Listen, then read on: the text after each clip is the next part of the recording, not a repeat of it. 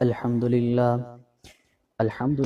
وحدہ والصلاة والسلام على من لا نبی بعد اما بعد عن عائشة رضی اللہ تعالی عنہ قالت كان كلام رسول الله صلی اللہ علیہ وسلم كلاما فصلا يفهمه كله من سمع.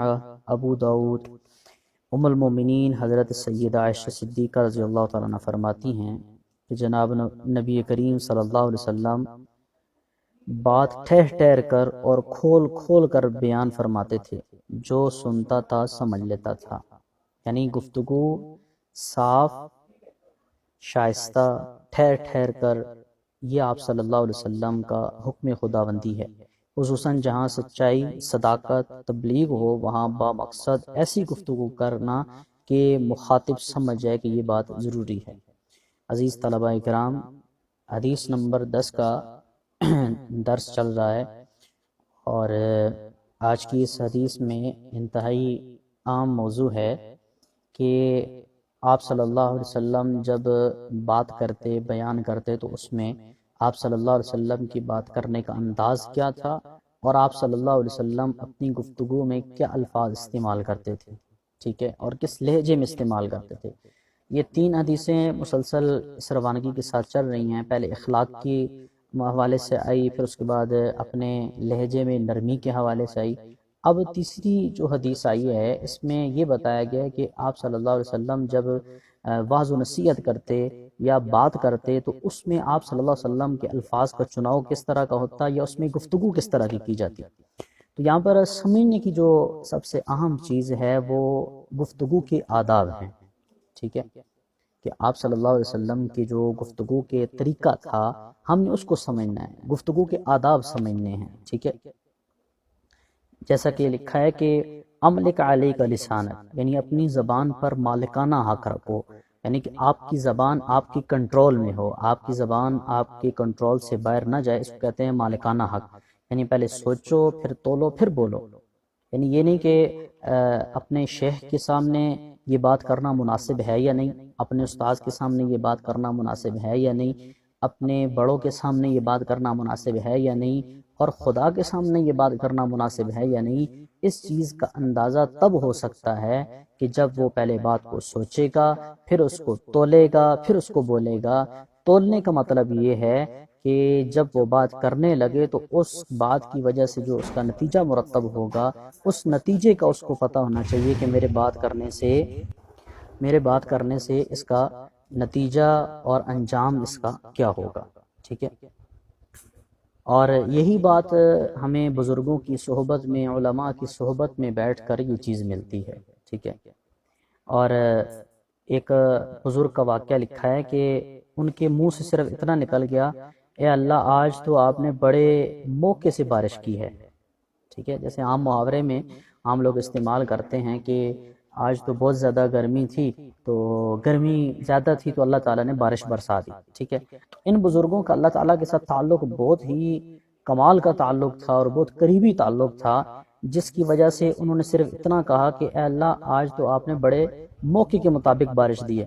تو فوراً سے آسمان سے یہ بات ان کے دل پہ القاء ہوئی کہ او بے ادب، میں نے کبھی بے موقع بارشیں برسائی ہیں جو آج موقع کے مطابق میں نے بارش کی ہے؟ تو میرے مقبول بندہ ہو کر بولنے کا سلیقہ سیکھو، ٹھیک ہے. اسی طرح عام محاورے میں عوامی مثال کہ اپنی ماں سے یہ کہے کہ ماں سے اگر مثال کے طور پر چائے مانگ رہا ہے تو یہ کہے او میرے ابا کی ماں، او میرے ابا کی بیوی، ماں نہیں، او میرے ابا کی بیوی مجھے چائے دے دو، ٹھیک ہے. تو اب ماں اس کو کیا کہے گی؟ ماں بےزتی کرے گی نا اس کی. ماں اس کو جوتوں کے ساتھ جو ہے وہ اس کی ٹھکائی کرے گی، کیا میں تیرے باپ کی بیوی نہیں ہوں؟ تو مجھے کہہ رہا ہے کہ او میرے ابا کی ماں بیوی، ٹھیک ہے.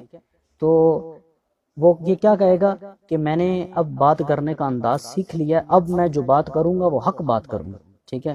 تو چپل لے کر ماں اس کی ٹھکائی کرے گی کہ کیا میں تیری ماں نہیں ہوں؟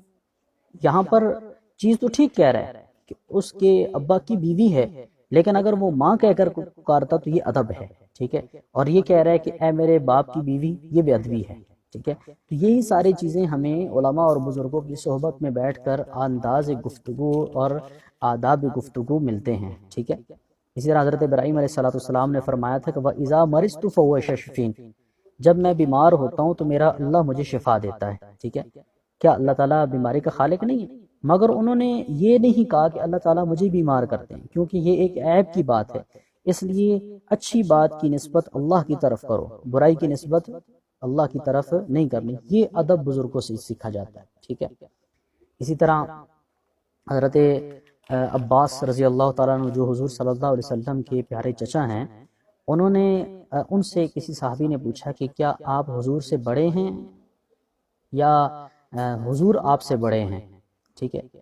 تو حضرت عباس رضی اللہ تعالیٰ عنہ نے بڑا عجیب جواب دیا، ٹھیک ہے، ھذا اجل من مناقبہ، ھذا اجل من مناقبی، یہ ان کی منقبت میں بہت ہی جلیل اور عظیم تر عنوان تھا کہ سوال کیا انہوں نے تو جواب کیا دیا، ہوا اکبر، حضرت عباس جواب دے رہے ہیں ہوا اکبر، وہ تو مجھ سے بہت بڑے ہیں۔ کس اعتبار سے؟ عظمت اور شان، رفت اور بلندی کے اعتبار سے حضرت عباس فرماتے ہیں کہ حضور مجھ سے بڑے ہیں۔ وَأَنَا أَسِنُّ، عمر میری زیادہ ہے، عمر میری زیادہ ہے، اور بلندی اور شان اور رفت میں حضور مجھ سے بڑے ہیں۔ یہاں اپنے لیے بڑائی کی نسبت ہی نہیں کی، ٹھیک ہے۔ انہوں نے ہوا اکبر بیوتن وان اکبر سنن نہیں فرمایا، یعنی وہ نبوت میں بڑے ہیں اور میں عمر میں بڑا ہوں، اپنی بڑائی کی لغت استعمال نہیں کی، یہ ہے کمال ادب، ٹھیک ہے۔ اپنے کلام میں بڑائی کی لغت نہیں آنی تھی، فرمایا ہوا اکبر، وہ بڑائی میں مجھ سے بڑے ہیں، وہ مجھ سے بڑے ہیں، میں عمر میں ان سے بڑا ہوں، ٹھیک ہے۔ اسی کے ساتھ ایک اور چیز بھی ہے جس کو کہتے ہیں فضول گفتگو، ایک ہے آداب گفتگو، ایک ہے فضول گفتگو۔ بلا ضرورت گفتگو کرنا ناپسندیدہ عادت بھی ہے اور مومن کی شان کی یہ خلاف بھی ہے۔ اللہ تعالیٰ قرآن پاک میں فرماتے ہیں کہ اے ایمان والو والذین هم عن اللغو معرضون، ایمان والوں کی اللہ تعالیٰ صفات بیان فرما رہے ہیں، اس میں ایک صفت یہ بھی بیان فرمائی کہ ایمان والے فضول اور بیہودہ گفتگو سے اور کاموں سے اپنے آپ کو روکے رکھتے ہیں، ٹھیک ہے۔